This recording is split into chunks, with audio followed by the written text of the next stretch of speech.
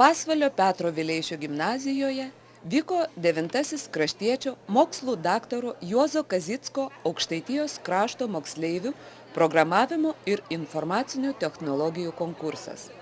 Ta pačią dieną gimnazijoje jau 2 metus iš eilės rengiama konferencija "Renkiesi profesiją, susikuri ateitį". Iš visos Aukštaitijos į Pasvalį suvažiavusius jaunuosius informatikus pasveikino gimnazijos direktorius Viktoras Rimša.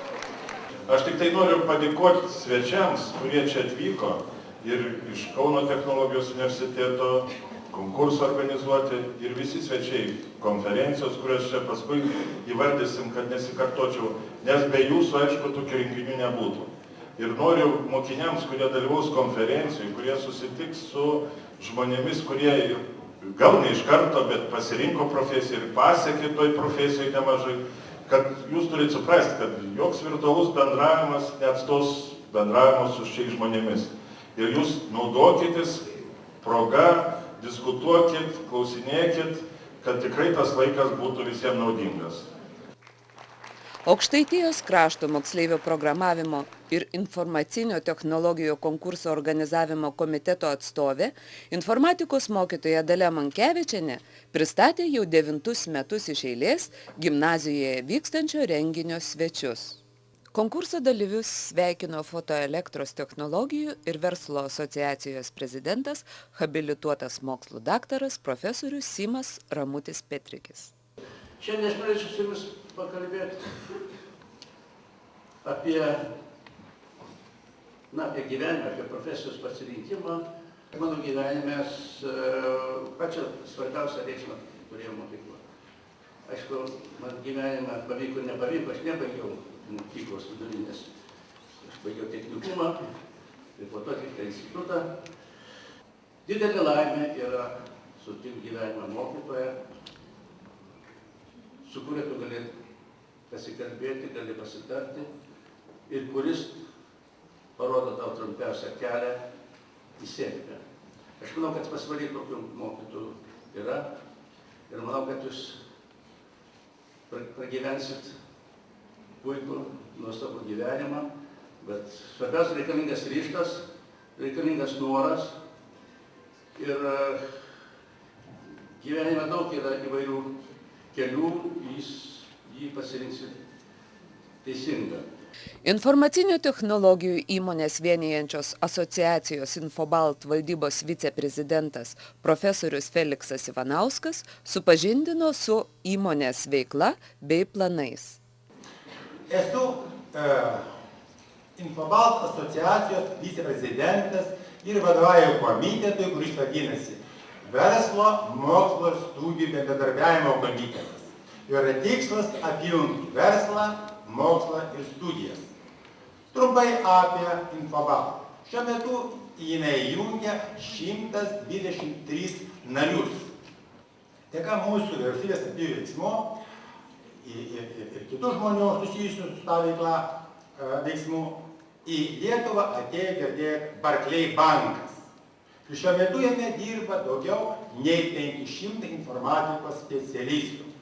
Ir tai sudarė didelę įtampą darbo rinkoje šioje srityje, nes atsirado europinės algos, pradėjo trūkti žmonių. O tai pasakysiu, kad šiuo metu ES planuojama, kad artimiausiais metais maksimum gali trūkti 400 000 šios srities specialistų. Renginyje dalyvavęs Pasvalio pieno žvaigždžių vyrų krepšinio komandos vyriausiasis treneris Rimas Endrijaitis kalbėjo apie krepšinio perspektyvas Pasvalyje.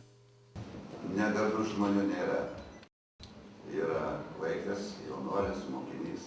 Jis gabumų kažkokių turi, tik juos reikia atrasti ir atskleisti. Aš noriu pasakyti ir mums, lietuviams, reikia daugiau pasitikėti savimi, savo valstybę, savimi. Ir tąsyk galime įgyvendinti savo svajones.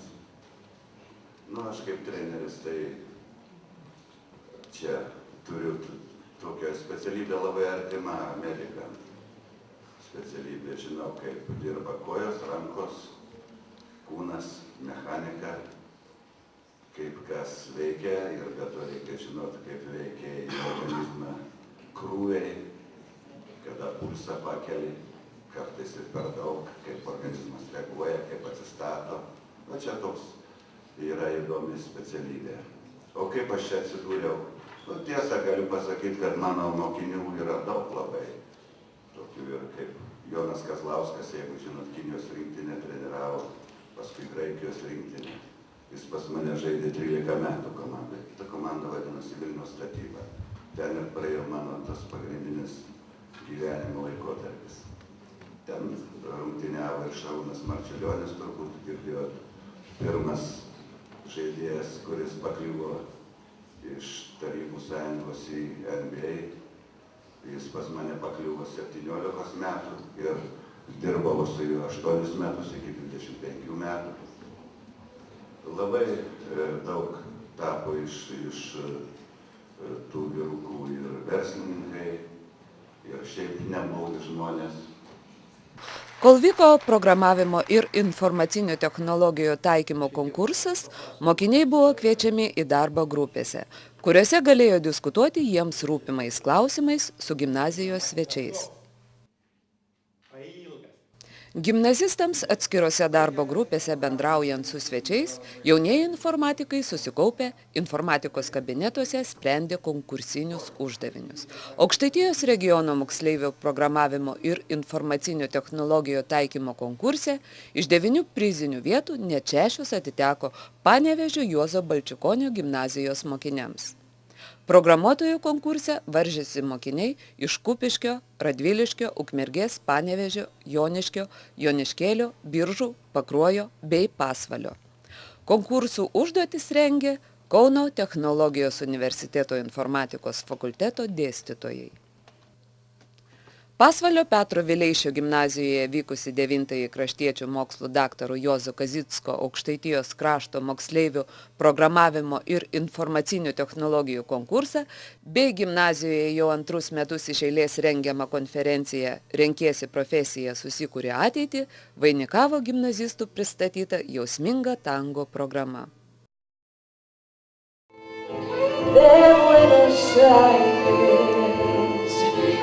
Eres de barrio, la gente pregunta quién soy.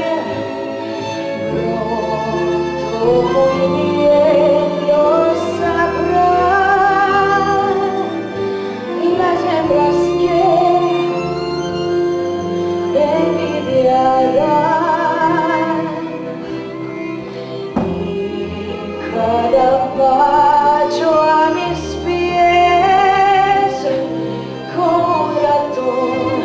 en mi trampa de caer. Yo soy María de Buenos Aires, soy la más bruja cantando la madrugada. Silbando de un metro a boca tierra tata, y he muerto fuerte la boca tierra tata, con 10 espasmos de flor que yo tengo en mi ser. Konferencijos svečiai, kalbėdami apie susitikimus su mokiniais, pasidžiaugė, jog jaunimas aktyviai domisi naujausiomis informacinėmis technologijomis. Kraštiečio mokslo daktaro Juozo Kazicko Aukštaitijos krašto moksleivių programavimo ir informacinių technologijų konkursų dalyvius pasveikinęs Kazickų šeimos fondo administracijos direktorius, uždarosios akcinės bendrovės Baltnetos komunikacijos generalinis direktorius kraštietis Zenonas Bedalis, perdavė Bahamų salose besiilsinčio fondo įkūrėjo Pasvalio krašto garbės piliečio Juozo Kazicko linkėjimus.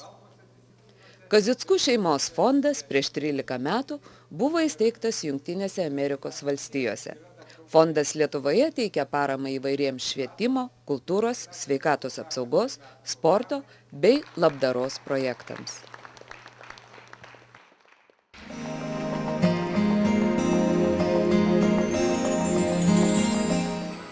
Pasvalio rajono žmonių, sergančių lėtinėmis plaučių ligomis klubas Teisė kvėpuoti, paminėjo ne tik pasaulinę lėtinės obstrukcijos plaučių ligos dieną, bet ir savo klubo 10-ąjį gimtadienį. Šią dvigubą progą klubo nariai surengė netradicinę konferenciją. Lėtinės obstrukcinės plaučių ligos priežastis, požymius, gydymą ir kaip su šia liga gyventi priminė šeimos gydytoja Alma Baliūnienė. Šiomis ligomis galima sirgti, tas pats žmogus gali sirgti, turėti ir astmą ir lėtinę obstrukcinę plaučių lygą. Čia jau medikų darbas diagnozuoti, nors nėra lengva. Toks yra tyrimas spirometrija, gal ne vienas yra šį tyrimą atlikęs, kvėpavimo mėginys, kai yra tyriamas iškvėpimo greitis, tūris, iškvėpimo srovė. Tai čia jau palikti medikams, tegul jie tyria ir diagnozuoja ir svarbiausia paskiria jum gydymą. Žiūrėkime šias ligas atsakingai, nes ypatingai lėtinė obstrukcinė plaučių liga progresuoja pamažu, vis sunkėja ir tiesiog kuo tolyn su amžiumi, tuo daugiau dūsti. Sergantiems lėtinė obstrukcinė plaučių liga svarbiausia vengti ligos paūmėjimo, nes kiekvienas paūmėjimas vis labiau blogina plaučių funkciją. Ligoniai neturėtų pamiršti, kasmet pasiskiepyti nuo gripo, nes jis apsunkina lėtinės kvėpavimo ligas. Negalima užmiršti kasdien mankštintis, sportuoti, labai svarbu ir teisinga, sveika mityba. Renginyje dalyvavęs Pasvalio bažnyčios vikaras Modestas Juodvalkis klubo vienijamiems žmonėms palinkėjo ištvermės ir tikėjimo. Tai yra Dievo dovana kvėpuoti. Ir kiekvienas iš mūsų galbūt gyvenime yra tų visokių kartėlių, kada galbūt apninka kokia nors liga, bet svarbiausia tai nepasiduoti. Negaliu sakyti, kad man džiugu matyti jūsų, galbūt kurie turit bėdelių, ne dėl jūsų gausumo, bet džiugu yra tai, kad yra tas jūsų palaikymas. Kam žmonėm galbūt yra ir sudėtingiau, kad galbūt yra ir negerumų kažkokių, tai tas bendrumas ir yra vienijantis dalykas, kad mes visi susirinkom ne vien tik tai maldai, ne vien tik tai pasisėdėjimui, bet kartu ir pasidalinimui, kad tas mūsų galbūt kryželiais, kurie susiję su mūsų kvėpavimu, kurie susiję su mūsų gyvenimu, kad jis būtų lengvesnis tuo, būtent prie stalo prisėdus pasidalinimu. Ir iš tiesų gyvenime norėčiau palinkėti, kad kovotumėm su savo visokiom silpnybėm, kad jas mes galėtumėm įveikti. Ir tam padėtų, aišku, ne vien tik tai bendravimas, bet ir tikėjimas. Tikėjimas Dievu ir tikėjimas savim. Nesvarbu, kiek man metų, kad galbūt aš jau senas, nenurašykim savęs amžių.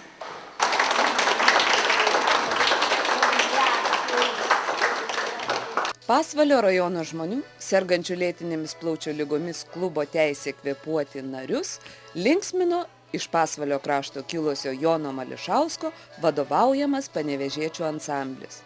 Koncerto pradžioje jis visiems susirinkusiems paskaitė savo kūrybos eilėraštį.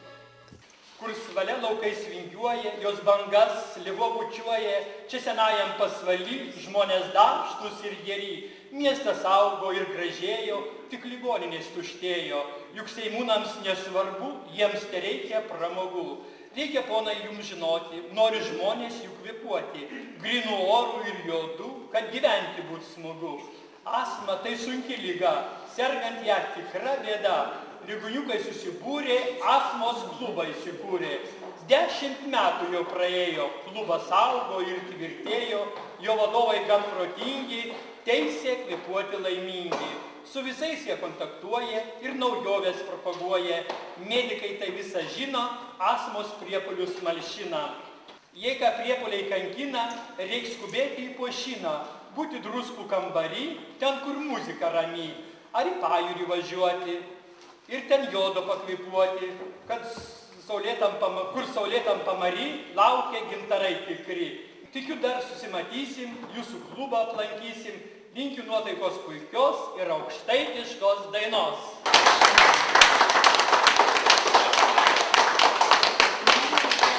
Klubo Teisė kvėpuoti pirmininkė Eugenija Kiznienė minėjo, kad klubas įsikūrė 2000 metų gegužę, gydytojos Valdos Aleksiūnienės iniciatyva.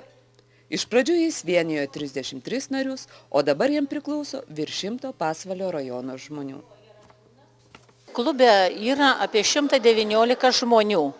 Šiuo momentu aktyvūs yra patys apie 57 žmonės.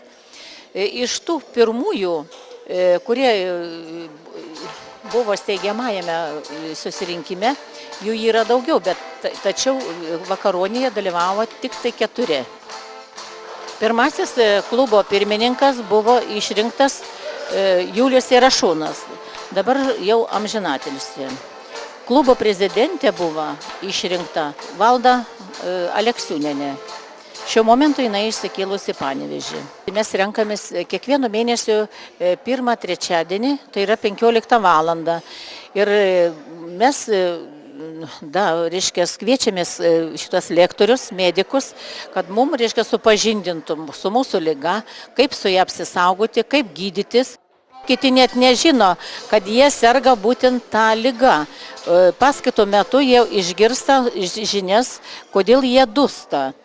Yra dustančių žmonių, jie galvoja, kad jiems senatvė atėjo, o čia pasirodo, kad yra jau ta liga prasidėjusi. Tai mes kaip klubo nariai neturim mediko, mes negalim tos ligos nustatyti. Jie turi kreiptis į savo šeimos gydytojus. Kviečiame su tam specialistus, kad jie šitą supažindintų, su šitas dusimo priežastis, kodėl žmogus dusta. Taip pat yra vaikų, kurie serga, yra alerginės priežastys, nuo kokių augalų galbūt, kad dusta, bet čia jau sprendžia, medikai. Mes naudojam tokias pipkas vadinamas, pipkas. Yra specialistai, šitie farmacininkai, vaistų tiekėjai, jie apmoko mūsų narius, kaip su tam pipkam naudotis.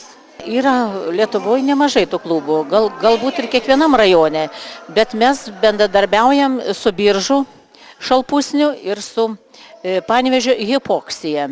Palaikom ryšius. Kurie nedalyvavo mūsų gimtadienio, 10-mečio gimtadienį, tuos narius noriu pasveikinti, kad jie liktų mūsų klubo nariais ir sekantis iki apsilankytų, kai švęsime 15 metų jubiliejų.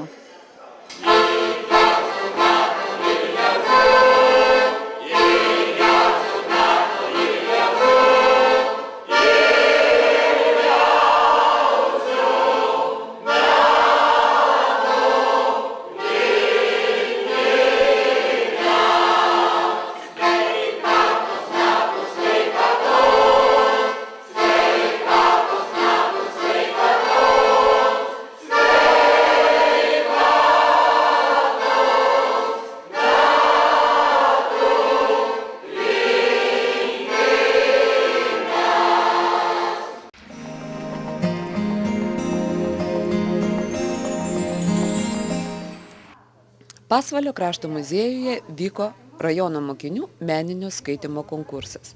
5-8 klasių grupėje dalyvavo 17 skaitovų iš Joniškėlių Gabrielės Petkevičaitės Bitės gimnazijos, Pumpėnų, Vaškų vidurinių, Grūdžių, Daujėnų, Valakėlių, Pasvalio Svalios, Levens, Paješmenių, Krinčino Antano Vienažindžių bei Justukių pagrindinių mokyklų.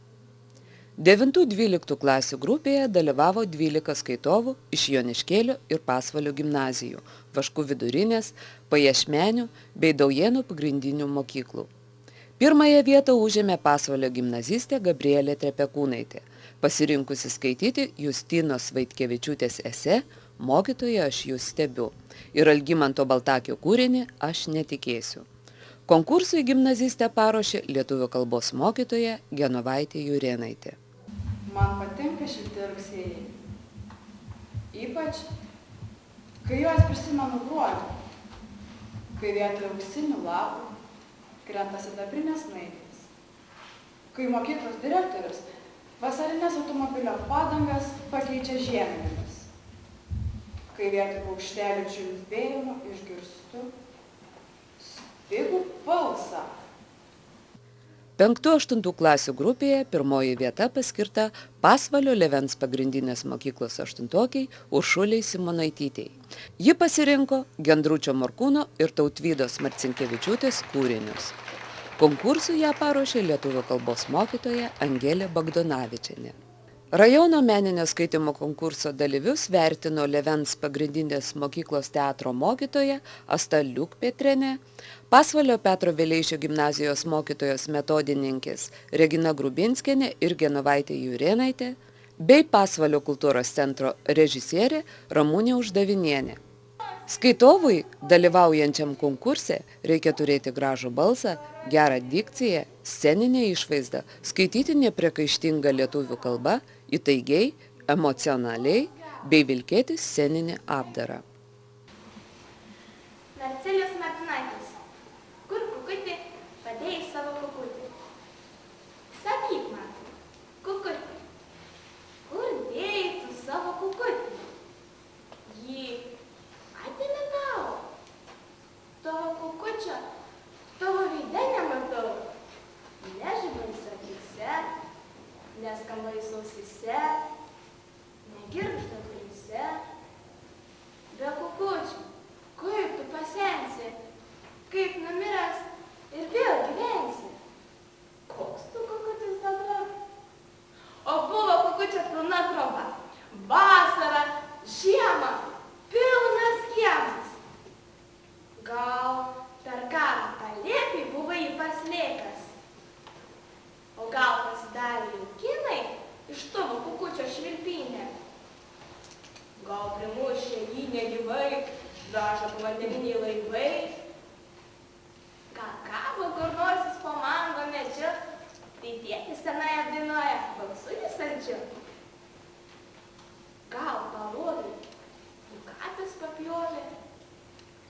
Štai Vilniuje atrodo netrukus teks būti, nupirks aš tau geležinį kukutį. Ir vėl, kukutį, atgausi stiprybę. Iš džiaugsmo im šok tavo dantis išklibę. Jis tau malkas kapos ir ars. Tau miegant, tavo sapnams jis pritars. Tavo dantim tau jis kramtys. Taip, kas po šimtmečio bus, tau jis numatys. Tau rodys, ką valgai, geri ir kiek turtą turi. Tave patį, tavo paties akise, tavo balsą, tavo paties balse. Vertinimo komisija pastebėjo kai kurių skaitovų skubėjimą, tekstų pasirinkimo problemą, ne pagal amžių pasirinktus kūrinius. Pasak organizatorių, meninis skaitimo konkursas turi atsinaujinti. Šio konkursu siekiama jaunimą skatinti skaityti bei vertinti geras knygas, skleisti garsiai skaitomų literatūros kūrinio prasmę ir grožį, kelti viešosios sakytinės kalbos kultūrą, diegti pagarbą meniniam žodžiui bei ugdyti skaitovo asmenybę. Judita Vaičiūnaitė, 4 karalienės. Kas jos tokios? Gal damos iš kortų kaladės? Likimo valdovės, kiekviena savo rūšės. Jos šauka po vieną, išdidžios ir drovios. Kas jos tokios? Gal dvelgsmas pasaulio šalių 4. Jos žinotinos, jos iš šiaurės, pietų, iš rytų, vakarų. 4 vėjų motinos. Kas jos tokios? Gal ryto aušra, gal diena, sutema ar naktis, su žvaigždynų karūnom, su šleivais kometų, širdis jas aptiks. Kas jos tokios? Pavasaris, vasara, tavo ruduo ar žiema, jos ateina ir šoka, sidabras ir auksas, žalios mažuma. Kas jos tokios? Ugnis ir vanduo, o gal oras ir žemė, gal dvasios, jos ateina ir apsupa, šokdamos, gundančios, grasios. Sveikinam visus su gražia švente. Ačiū, kad jūs esate, ačiū, kad jūs mokotės, klausotės, girdite ir spalvinate žodį meninį ir dovanojate į mums, savo mokytojams. Dėkoju. Ir šiek tiek prieš įteikiant, norėtumėm šiek tiek aptarti tas pagrindinės priežastis. Kiekvienais metais šnekam ir kiekvienais metais viską nors atranda. Ir šiais metais šiek tiek skubėjimas buvo jaučiamas. Svarbiausia dalis tai buvo turbūt tai, kad įteikti, kad išgirstų. Tai buvo tokių, kurių nelabai išgirdom, kurie gal patys nelabai suprato, ką sakė. Tekstų parinkimas, bet čia irgi mokytojui, su mokiniu reikėtų pasitarti, atrasti. Meninio skaitimo konkurso nugalėtojai kovo 5 dieną dalyvaus Šiaulių rajone vyksiančiame regiono meninio skaitimo konkurse. Be nugalėtojų į regioninį etapą vyks ir literatūrinės kompozicijos skaitovės. Pasvalio gimnazistės Ligita Ilgutytė, Egidija Mačiulytė, Rasa Murauskaitė, Neilita Strelčiūnaitė ir Simona Šilkūnaitė. Gimnazistes konkursui paruošė lietuvių kalbos mokytoja, literatė Regina Grubinskienė.